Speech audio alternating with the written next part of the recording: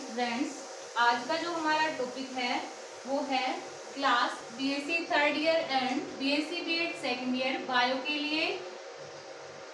और टॉपिक रहेगा अपना हार्मोनल कंट्रोल ऑफ इम्प्लांटेशन, यानी निरूपण पर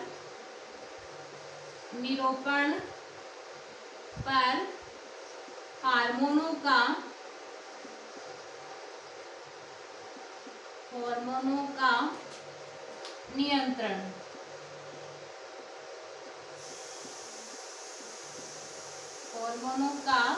नियंत्रण। और इसका पार्ट नंबर पढ़ेंगे आज हम 18 नंबर, और सब्जेक्ट अपना रहेगा जूलॉजी। ठीक है, तो अपन को हमने पिछले क्लास के अंदर निरूपण पढ़ा था, निरूपण की डेफिनेशन, इसके अलावा निरूपण कितने टाइप का होता है या फिर जंतुओं में इम्प्लांटेशन जो होता है वो कितने टाइप का मिलता है। आज हम पढ़ेंगे इसके अंदर हार्मोनल कंट्रोल ऑफ इम्प्लांटेशन, यानी निरूपण पर हार्मोनों का नियंत्रण। तो देखिएगा, निरूपण पर हार्मोनों का नियंत्रण किस प्रकार से संपन्न होता है या फिर निरूपण में हार्मोनों की भूमिका किस प्रकार से होती है। तो देखिएगा, पहले आप लोग फ्लो चार्ट बनाइए। हाइपोथैलेमस,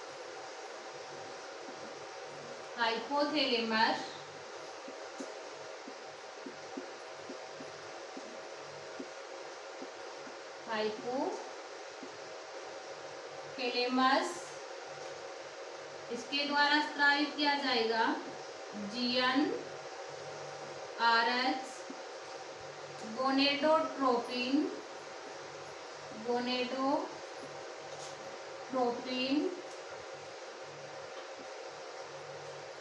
रिलीजिंग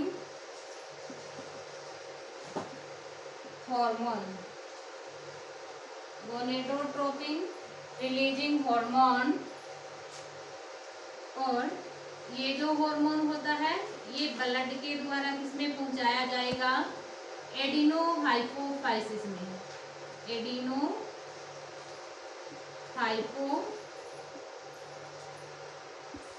में, ठीक है, यानी अग्र पीयूष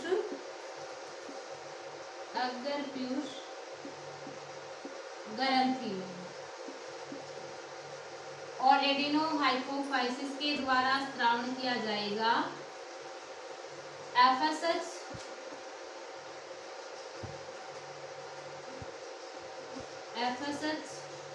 और LH। FSH की फुल फॉर्म क्या है, फॉलिक्यूलर स्टिमुलेटिंग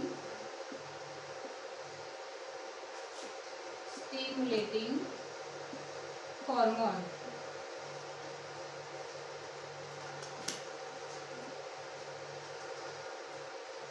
इधर LH की फुल फॉर्म क्या होगी, ल्यूटिनाइजिंग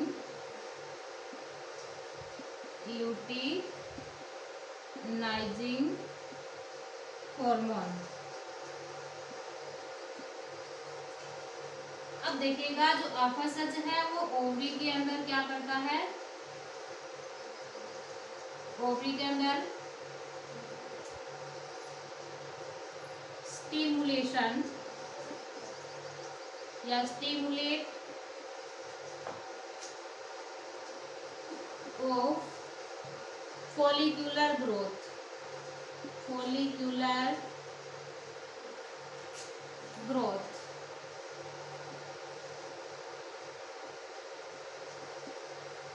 ग्रोथ को क्या करता है, प्रेरित करता है। ठीक है,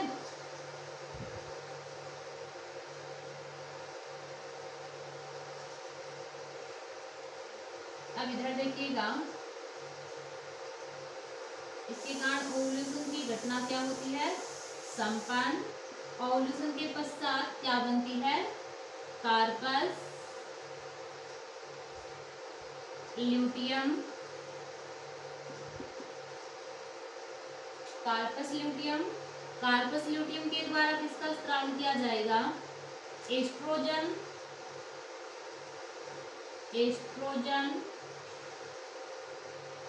हार्मोन और प्रोजेस्टेरोन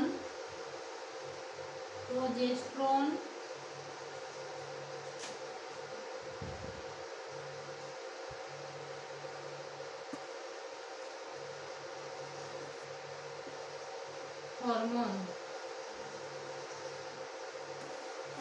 एस्ट्रोजन बनाता है एंडोमेट्रियम स्तर को थिक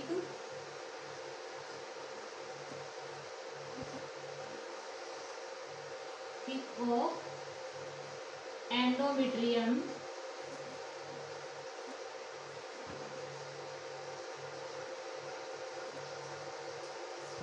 लेयर, ठीक है। ये इधर करता है वेस्कुलराइजेशन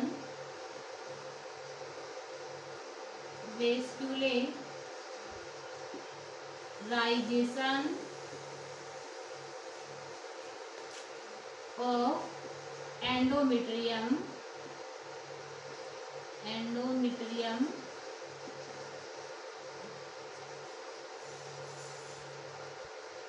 लेयर। इन दोनों के कारण क्या होती है?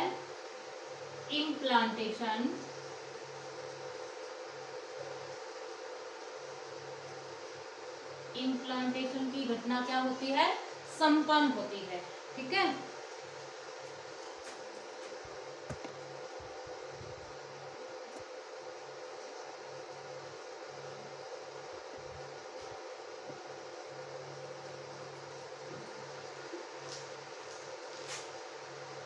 इधर इन दोनों को ऊपर करके दिखा रही हूँ। एस्ट्रोजन प्रोजेस्टेरोन के कारण क्या होती है? इम्प्लांटेशन की घटना संपन्न होती है।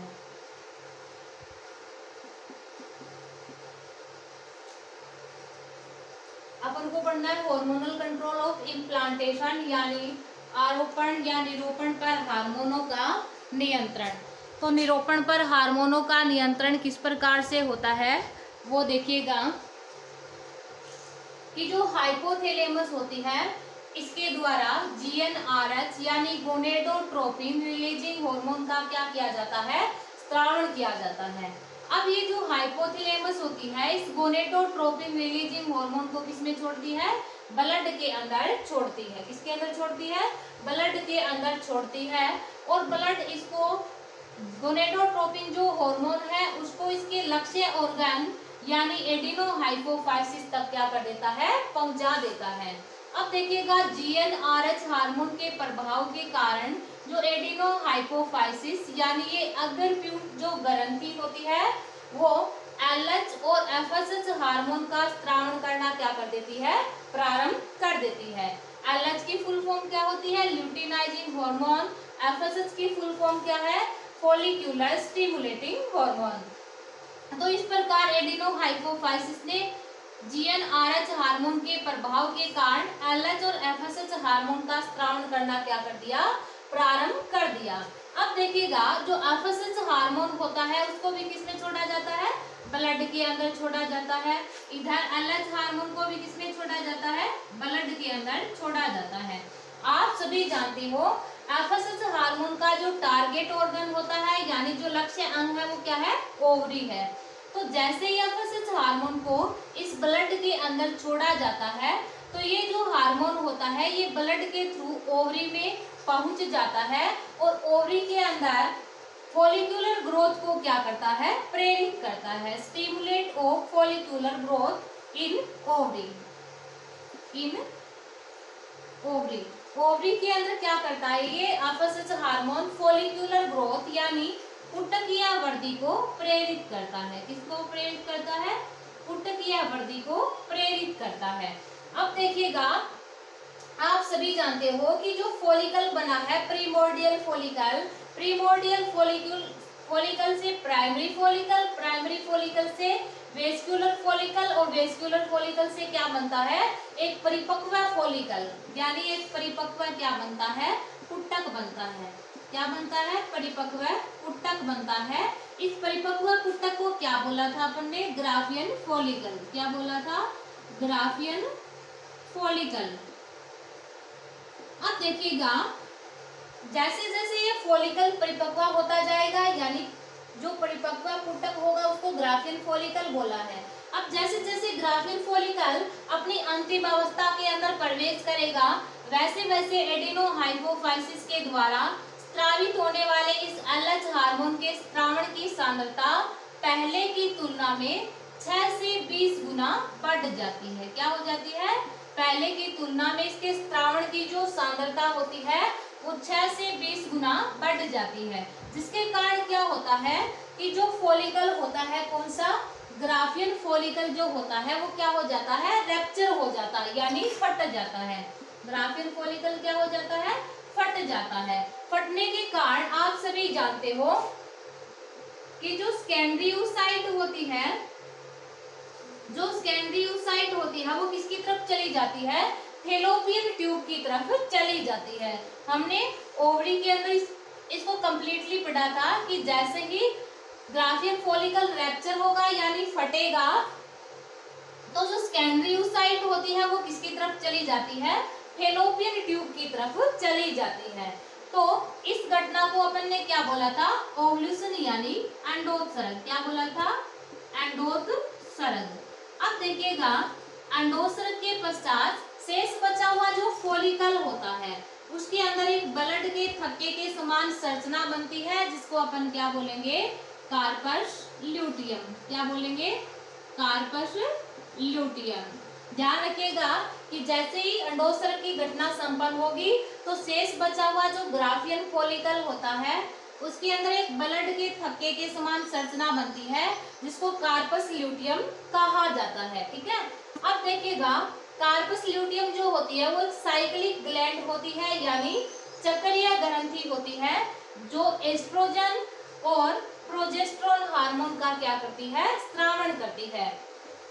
अब ये दोनों ही जो हार्मोन होते हैं इस कार्पस ल्यूटियम को बनाए रखने का क्या करते हैं, कार्य करते हैं। अब देखिएगा, यदि फर्टिलाइजेशन हो जाता है तो कार्पस ल्यूटियम बनी रहती है और इम्प्लांटेशन की घटना भी संपन्न होती है। बट यदि फर्टिलाइजेशन नहीं हो पाता तो कार्पस ल्यूटियम निष्क्रिय होकर किसमें चेंज हो गई थी, कार्पस एल्बिकन्स में। किसमें चेंज हो गई थी, कार्पस एल्बिकन्स में के अंदर चेंज हो गई थी। अब जैसे ही कार्पस ल्यूटियम कार्पस एल्बिकन्स में चेंज होगी तो इस एस्ट्रोजन प्रोजेस्टेरोन हार्मोन की मात्रा क्या हो जाती है, कम हो जाती है, और इस प्रकार से दोबारा से एलएच और एफएसएस का स्रावण होना क्या हो जाता है, प्रारंभ हो जाता है। क्योंकि ये दोनों जो हार्मोन होते हैं ये एडिनोहाइपोफाइसिस पर नेगेटिव इफेक्ट डालते हैं। कौन से, एस्ट्रोजन और प्रोजेस्टेरोन हार्मोन, ताकि ये एलएच और एफएसएस हार्मोन का स्रावण क्या करे, बंद करे।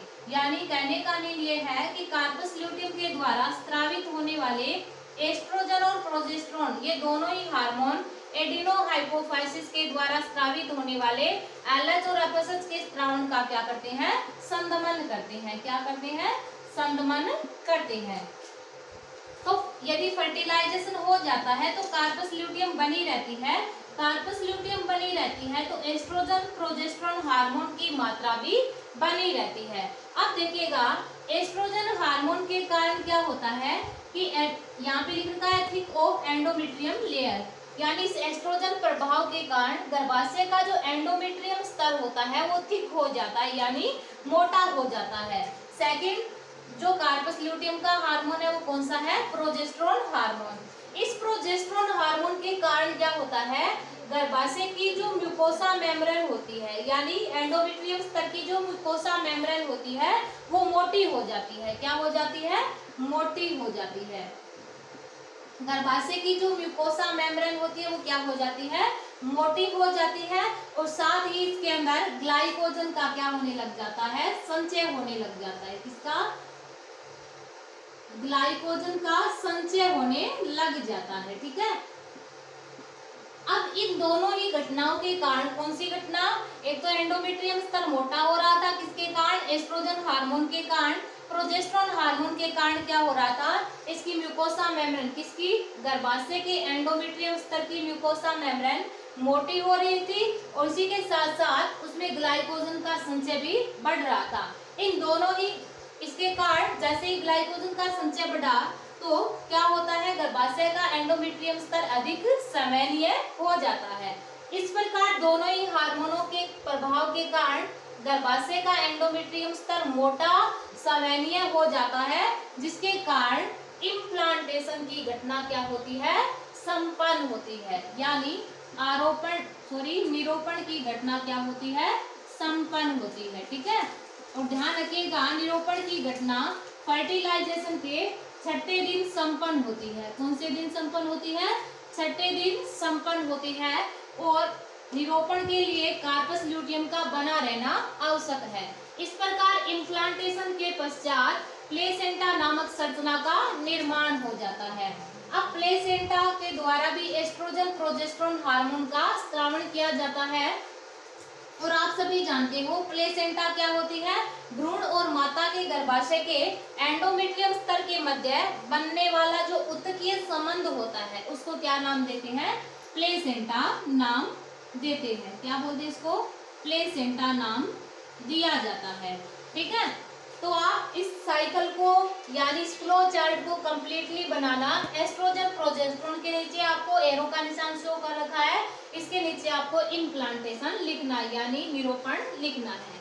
तो इस प्रकार से हार्मोनल कंट्रोल ऑफ इम्प्लांटेशन यानी निरूपण पर हार्मोनों का नियंत्रण कंप्लीट होता है।